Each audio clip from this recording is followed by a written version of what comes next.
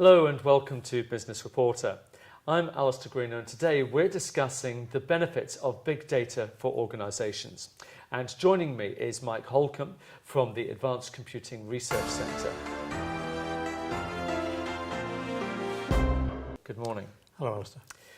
Now, we all understand that data is treasure, but are we really educated with it? Do we actually understand it? I think the general answer is no. Lots of companies, organisations have lots of data and they think this is going to be valuable to them.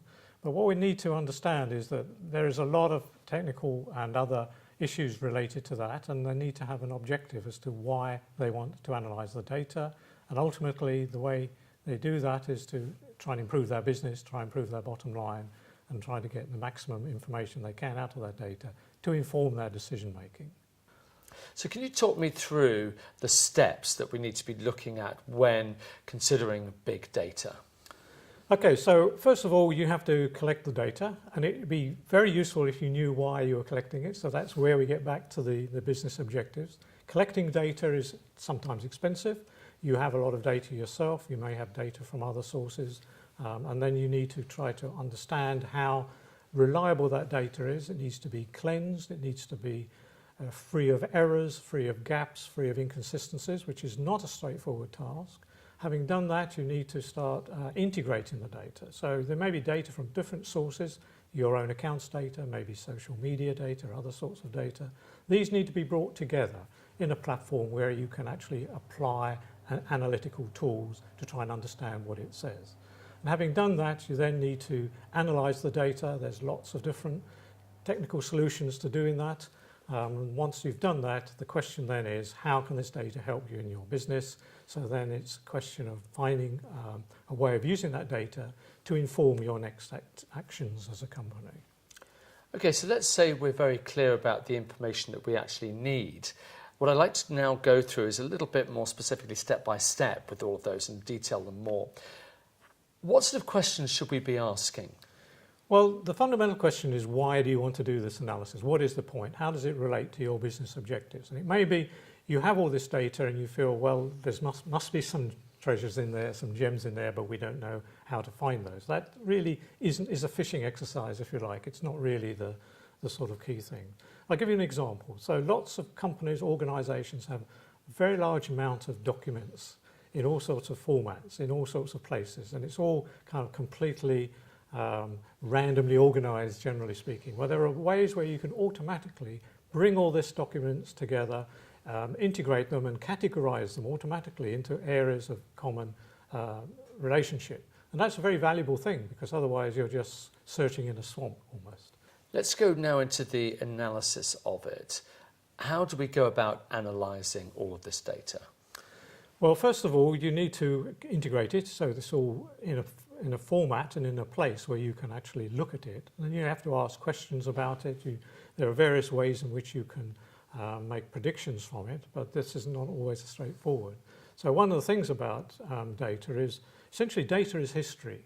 So what we're interested in is looking forward.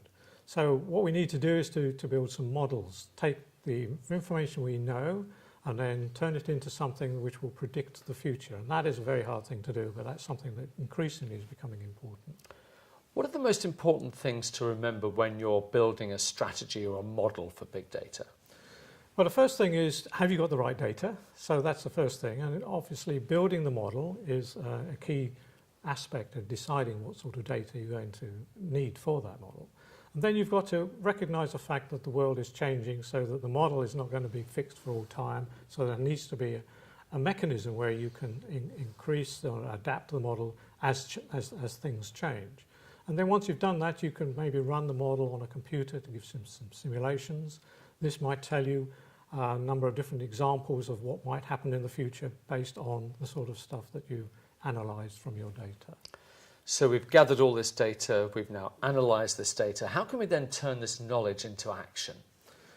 Well, let me give you an example which I like to use, which is the weather forecast. So the weather forecast is based on enormous amounts of data from weather stations, from satellites, historical data, and it's turned into a big model, which is a vast collection of mathematical formulae, which is run on a supercomputer and makes predictions and says, tomorrow it's going to be rainy or cloudy or whatever.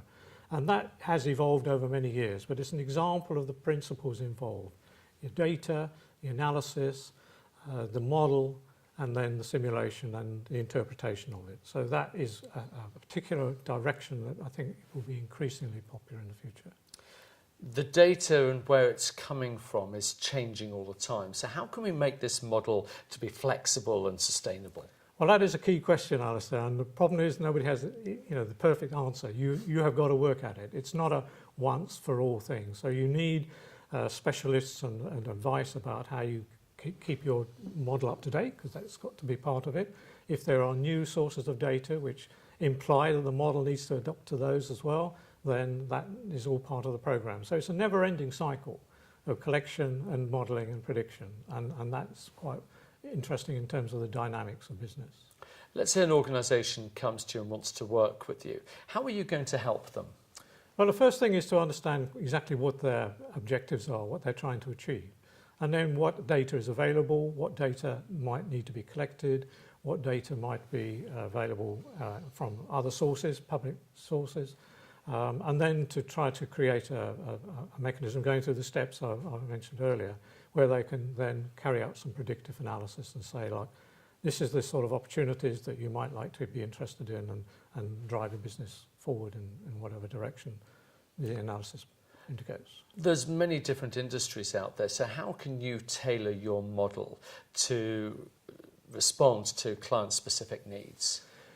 Well, we don't have a specific model, a generic model. We have to work with the client, and we have to start a relationship with them. We have to start trying to think about how we can model the data. Some of our specialisms are in models which involve people. So one example is a major hospital in the north, which has got an A&E department, which is under pressure like a lot of other hospitals. They get a very sudden surge in demand from patients. How do they deal with that? They've got finite resources. So our model models every individual patient and nurse and doctor and how they interact with each other, and is able to then run forward to predict what might be the result in 24 hours, 48 hours. Hospitals are very conscious of the sort of key performance indicators, like the 4-hour wait criteria which the government imposes on them, and that means that they need to try to avoid that. So if they know 24 hours or 48 hours ahead that they'll need some beds in specialist wards for some of these patients, that is a very valuable piece of information. They can then go and find these beds, and if they're still occupied, try and find out if there's people in there who've finished their treatment who could be sent home but can't be sent home because social services have not put a care package in place or whatever it is. So it gives them the opportunity to look ahead. And that would avoid some of the trolley waits that you read about in the press. So it's a very important thing for these hospitals, and we managed to develop a system which does that for them. When organisations and people think of data, the first thing that comes to their mind is privacy and security. How do you respond to that? Well, these are very important things, and they are getting more attention now, and rightly so. So in terms of privacy, lots of people, lots of organisations know an awful lot about you. So, your retail habits, and the government knows a lot about you. If you're active on social media, then lots of people can see what you think and what you do. And there are people now beginning to build individual personal models of individual people. So we know something about you, we know what your likes and dislikes are. And this is valuable information which could be used by retailers, for example. So this all makes perfect sense. The benefits are really, really obvious. So it begs the question, why are businesses failing to take advantage of the opportunity that big data offers? I think in some cases they just don't know where to turn. They don't know where to go. They may be slightly concerned about going to some of the big companies who offer these sort of services because that's often expensive, and they may not be convinced by the hype. They may not really believe that it's going to help their business. So it's a bit of a conundrum, but I think increasingly people are going to realise that unless you use the data that you've got in a sensible way, you're not going to do as well as you could do. Now, you've mentioned a few obstacles there, so what do you do to help businesses overcome those obstacles? Well, we work with companies. We look at each company on its own terms, and we try to identify what they're trying to achieve. We try to work with them to identify their objectives, help them collect the data, help them to analyse it, We've got a particular specialism in decision support systems, looking into the future, trying to identify the best way to go for them. And hopefully this will help companies to improve their performance, to identify new opportunities and to innovate. The industry of collecting data, analysing data and using data is getting bigger by the day. Where do you see this going? What are the trends that we should be looking for in the future of big data? Well, I think one of the trends is the idea of big data to big models. So in other words, trying to understand how you can make predictions based on the sort of data that you've got. I think that's a very important thing. And data is going to become more and more pervasive and coming from all sorts of places. The Internet of Things is proposing sensors all around the environment. So there's lots and lots of sort of data coming in. And that is something that is going to be increasingly important to try and understand how to use that data and to make predictions and to try and design our world so it is better for us. The other thing that I think is important is that with respect to sort of privacy and security, there's more and more legislation coming. It's coming slowly, but it is coming. You need to have an eye open for that, because security disasters are very bad for your image, and that's the sort of thing that you should be guarding against, but people sometimes don't have a very effective security strategy. And security, the weakest point in security is often individuals. So you need to have them trained and make sure that they understand the reasons why the security strategy is there and what the dangers are if it fails.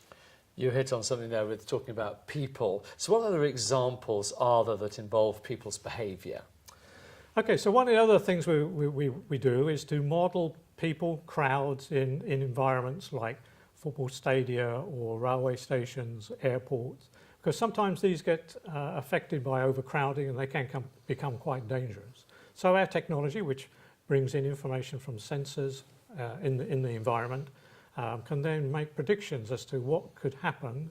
The managers trying to manage the situation may have a number of different interventions that they can carry out. I mean, one might be to open ticket barriers or some other sort of intervention. And the simulation, based on the model, will tell them which one of those will be the best and have the best outcome.